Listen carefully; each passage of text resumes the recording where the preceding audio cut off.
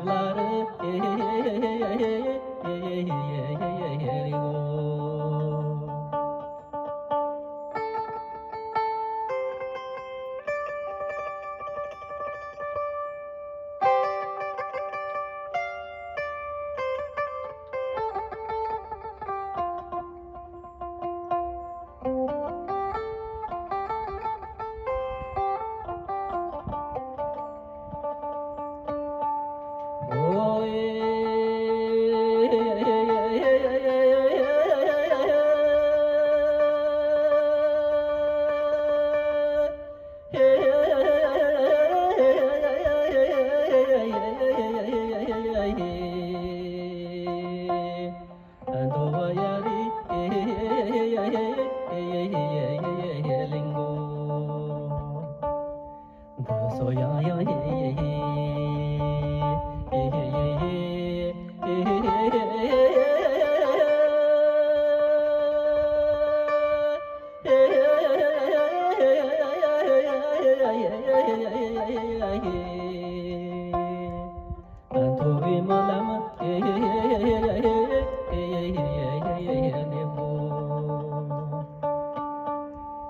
so kawaii